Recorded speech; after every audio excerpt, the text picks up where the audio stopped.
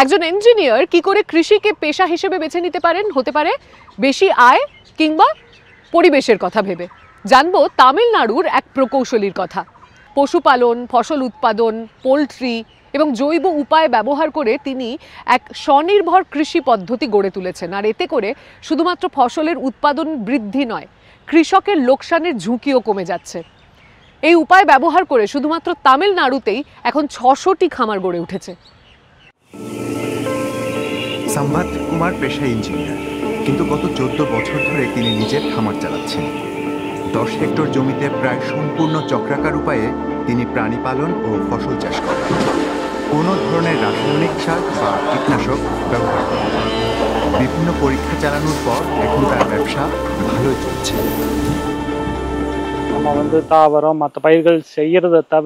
আমাদের সমন্বিত খামারে ফসল, গবাদি পশু ও হাঁস মুরগির পাশাপাশি আমরা মাছ ও খরগোশও পালন করি। আমরা এই প্রাণীদের মলকে আমাদের ফসলের জন্য জৈব সারে রূপান্তরিত করি। এভাবেই সমন্বিত কৃষি পদ্ধতি অত্যন্ত লাভজনক।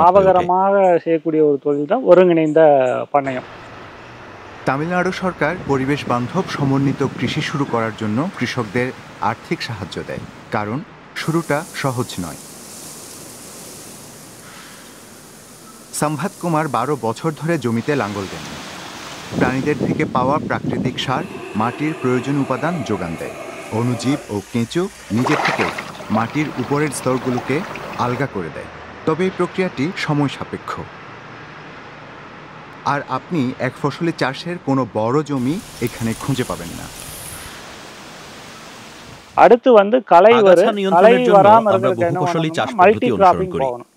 প্রথম একরে আমরা নারকেল গাছ রোপণ করেছি, দ্বিতীয় একরে আছে ফলদায়ী বৃক্ষ, তৃতীয় একরে আছে কাঁচকলা ও পেঁপে জাতীয় ফসল, চতুর্থ একরে আছে সজনে গাছ ও গোখাদ্য এবং পঞ্চম একরে মরিচ চাষ করা হয়েছে। আমরা এগুলো সূর্যালোকের প্রাপ্যতা অনুযায়ী সাজিয়েছি। অন্যান্য জায়গার মতো তামিলনাড়ুতে দীর্ঘদিন ধরে জলবায়ু পরিবর্তনের প্রভাবে কৃষিকাজ ক্ষতিগ্রস্ত হচ্ছে। দীর্ঘস্থায়ী খরার পরই অতিরিক্ত বৃষ্টিপাত হচ্ছে।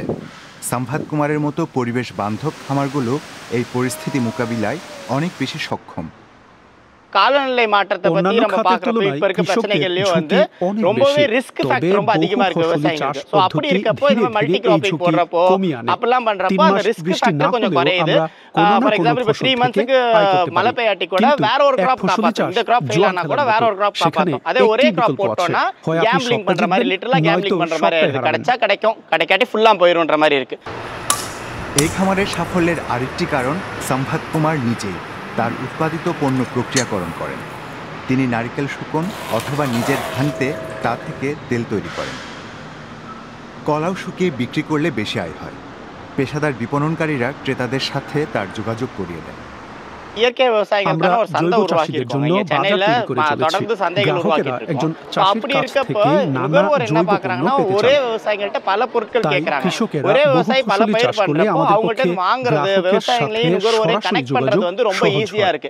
இப்போ மோனோ கிராப்பிங் மாதிரி ஒரே கிராப் வந்து ரொம்ப போட்டா அப்ப டைரக்டா நுகர்வோரை மீட் பண்றதோ நுகர்வோர்ட்ட விக்கிறதோ பெரிய கஷ்டமா இருக்கு. அந்த விதத்துல இன்டகிரேட்டட் ஃபார்மிங்ல அது ஒரு பெரிய பெனிஃபிட்டா இருக்கு। সম্ভাত কুমারের খামার সমন্বিত কৃষি পদ্ধতির কারণে অনেক দিন আগেই লাভজনক ব্যবসায় পরিণত হয়েছে। এই সফল পদ্ধতি স্থানীয় অন্যান্য কৃষকদের জন্য আদর্শ হয়ে উঠেছে। শহরাঞ্চলের বিস্তৃতি যতই বাড়ছে ততই প্রাকৃতিক আবাসস্থল হারিয়ে যাচ্ছে। বিপদে পড়ছে বন্য প্রাণীরা। পাখিরা অট্টালিকার গায়ে ধাক্কা খাচ্ছে, প্রাণীরা বিদ্যুৎ স্পৃষ্ট হচ্ছে, বাসস্থান হারাচ্ছে কিংবা শিকারে পরিণত হচ্ছে। স্পেনে বন্যপ্রাণীদের চিকিৎসার জন্য ইউরোপের সবচেয়ে বড় ক্লিনিক প্রাণীদের রক্ষায় এগিয়ে এসেছে। নাচো ওটেরো আরেকটি পাখির জীবন বাঁচালেন। স্পেনের একটি বন্যপ্রাণী চিকিৎসা কেন্দ্রে তিনি এই কেস্ট্রেল পাখিটিকে সুস্থ করে তোলেন। শিকারী পাখিটি বেড়ার সাথে ধাক্কা খেয়ে পায়ে আঘাত পেয়েছিল। ট্যাগ লাগানোর পর তাকে মুক্ত করে দেওয়া হবে। La actividad más bonita que hay de todo esto es la liberación del animal. Sí que es cierto que hay un número de ejemplares que se van quedando por el camino, pero desde aquí hacemos todo lo posible, un montón de trabajo que tenemos muchos compañeros para este porcentaje ha aumentado cada año. আমরা মাদ্রিদের প্রান্তে মাহাদাওন্ডায় অবস্থিত ইউরোপের সবচেয়ে বড় বন্যপ্রাণী চিকিৎসালয়ে এসেছি। মাত্র 1 বছরে এখানে 6500 স্থানীয় প্রাণীর চিকিৎসা করা হয়েছে। পাহাড়ি পথচারী বা বনকর্মীদের আনা প্রাণীর বেশিরভাগই পাখি, তবে সরীসৃপ এবং শূকর জাতীয় স্তন্যপায়ী প্রাণীও মাঝে মধ্যে থাকে। এই বন্য শূকর শাবকটিকে একা ঘুরে বেড়াতে দেখা গিয়েছিল। সম্ভবত এর মাকে গুলি করা হয়েছে। বন্য শূকর সংরক্ষিত প্রাণী নয়, অনেক জায়গায় এদের সংখ্যা নিয়ন্ত্রণে সমস্যা হচ্ছে। তবুও তারা এই ছোট্ট প্রাণীর চিকিৎসা করবে। আরেকটি দল একটি ঈগল পেঁচা পরীক্ষা করছে। পাখিটিকে গুলি করা হয়েছিল, এর একটি চোখ বাদ দিতে হয়েছিল। স্পেনে অন্যান্য শিকারী পাখির মতো ঈগল পেঁচাও সংরক্ষিত, এদের শিকার করা নিষিদ্ধ।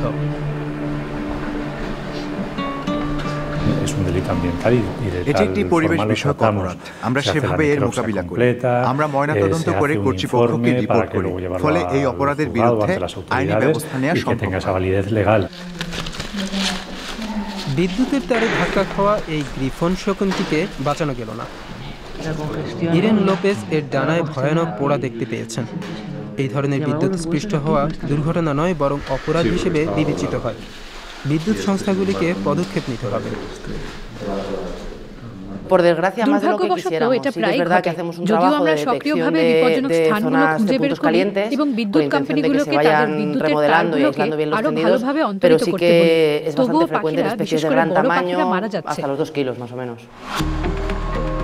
কিছু প্রাণীকে স্থায়ীভাবে এখানেই থাকতে হয়। মারাত্মক জখম নিয়ে এই প্রাণীগুলো বন্য পরিবেশে টিকতে পারবে না। কিন্তু নাচর ক্যাস্ট্রল পাখিটির কথা ভিন্ন। সেটি এখন চিকিৎসা কেন্দ্র ছেড়ে বনে গিয়ে নিজের দক্ষতা প্রমাণ করতে উদ্গ্রীব। ঘন্টায় 100 কিলোমিটারের বেশি গতিতে উড়লেও এর মাথা স্থির থাকে, নইলে এটি শিকার করতে পারত না। দেখুন, এর মাথা সবসময় স্থির। সময় এসেছে নাচো আর তার সহকর্মীদের জন্য এই বিশেষ অনুভূতি সবসময়ই নতুনের মতো।